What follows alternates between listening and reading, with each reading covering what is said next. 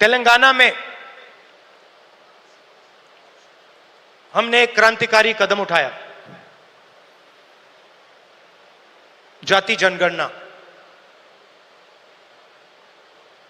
उससे कुछ महीने पहले मैंने पार्लियामेंट हाउस में भाषण दिया था। मोदी जी के सामने कहा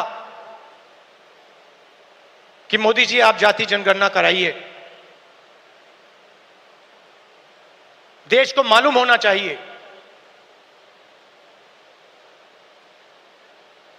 इस देश में दलित कितने हैं,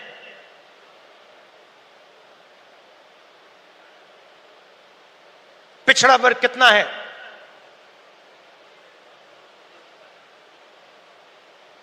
अति पिछड़ा कितना है, अति दलित कितने हैं,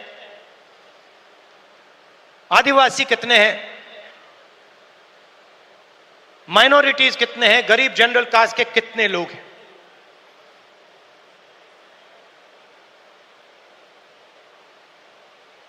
और मैं सिर्फ जाति जनगणना के पीछे नहीं था। जाति जनगणना एक कदम है, मुझे यह पता लगाना था कि इस देश में किसकी कितनी भागीदारी है। उस समय मैंने कहा था कि देश का एक्सरे होना चाहिए, पता लगाना चाहिए कि जो हमारे दलित, आदिवासी, पिछड़े वर्ग के लोग धूप में काम करते हैं, मजदूरी करते हैं, क्या सचमुच में यह देश उनकी इज्जत करता है? क्या सचमुच में यह देश उनको जगह देता है? यह मेरे दिमाग में सवाल था। मोदी जी ने,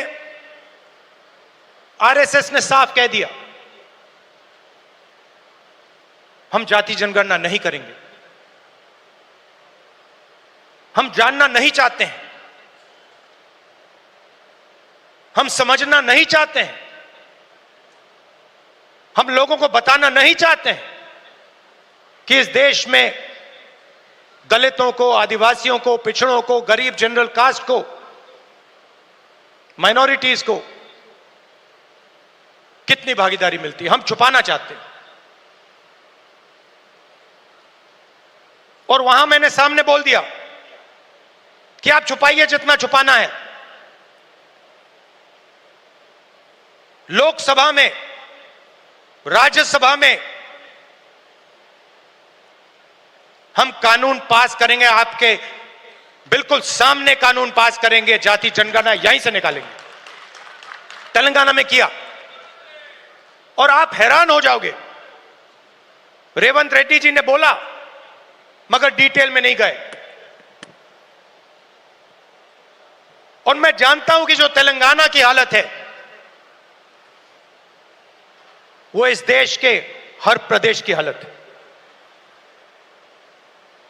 तेलंगाना में 90% आबादी ओबीसी, अति पिछड़ा, दलित, अति दलित, माइनॉरिटी, आदिवासी।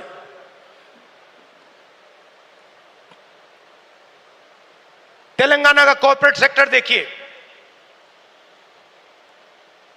मालिकों की लिस्ट, सीईओज की लिस्ट, सीनियर मैनेजमेंट की लिस्ट, 90% में से आपको एक व्यक्ति नहीं मिलेगा।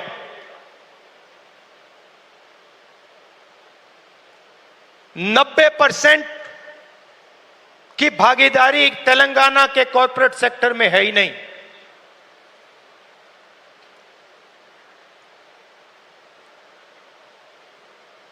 आजकल 21वीं सदी में मजदूर को गिग वर्कर कहा जाता है। वो घरों में खाना ले जाते हैं, घरों में खाना पकाते हैं,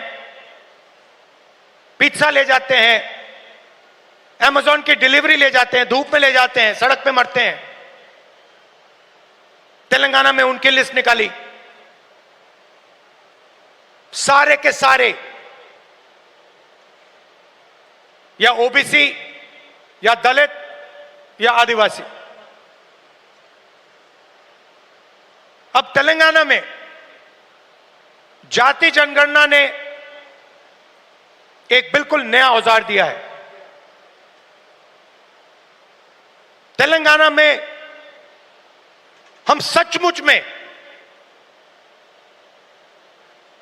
विकास का काम कर सकते हैं।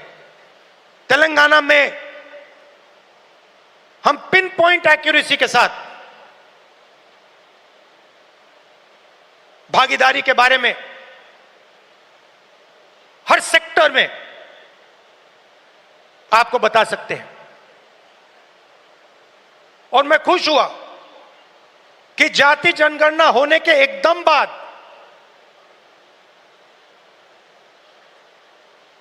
हमारे चीफ मिनिस्टर ने और हमारी टीम ने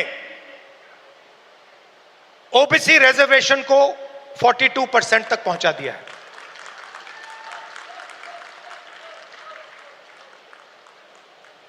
हम सुपर पावर की बात करते हैं, मगर जब धन की बात होती है,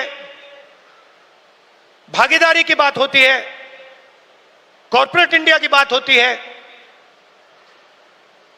चाहे प्राइवेट अस्पताल हो, प्राइवेट एजुकेशन सिस्टम हो, 90% उसमें है ही नहीं।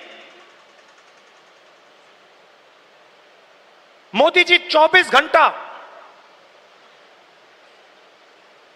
पिछले वर्ग की बात करते हैं, दलितों की बात करते हैं, आदिवासियों वनवासियों की बात करते हैं, वो उनको वनवासी कहते हैं। मगर जब उनकी भागीदारी का सवाल आता है, जब उनके पार्टिसिपेशन का सवाल आता है, तो बीजेपी के लोग बिल्कुल चुप हो जाते हैं। तो ये तेलंगाना ने एक क्रांतिकारी कदम उठाया है और पूरे देश को रास्ता दिखाया है।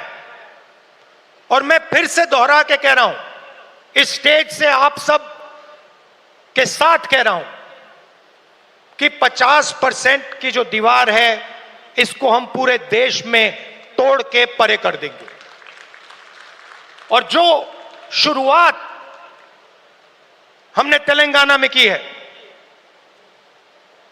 वही हम दिल्ली में पूरे हिंदुस्तान के लिए करने जा रहे हैं। एससी एसटी सब प्लान की मैंने बात उठाई, क्रांतिकारी कानून लाए थे हम, इसको बीजेपी ने रद्द कर दिया है।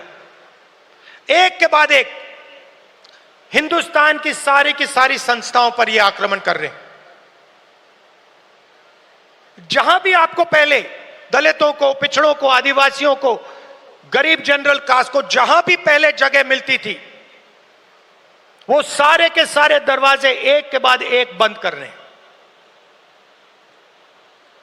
पहले हिंदुस्तान के हर जात के युवा सेना में जा सकते थे, पेंशन मिलती थी, शहीद का दर्जा मिलता था, एक्स सर्विसमैन स्टेटस मिलता था। उसमें सब लोग जा सकते थे, खत्म कर दिया। आज हमारी सरकार युवाओं को कहती है कि अगर आप युद्ध में शहीद होगे और अगर आप अग्निवीर हो, तो हम आपको ना पेंशन देंगे, ना शहीद का दर्जा देंगे। आपके साथ में जो लड़ रहा है उसको मिलेगा, मगर आपको नहीं मिलेगा। रास्ता किसके लिए बंद किया? गरीबों के लिए, गरीब जनरल कास्ट, दलित, पिछड़ा वर्ग, अति पिछड़ा वर्ग, आदिवासियों के लिए। पहले पब्लिक सेक्टर हुआ करता था, उसमें हर जात के लोग जा सकते थे। Steel authority India, BHEL, BSNL, HAL, ये आप सबको, पूरे देश के युवाओं को रोजगार देते थे, अपॉर्चुनिटी देते थे। एक के बाद एक इनको बंद किया जा रहा है।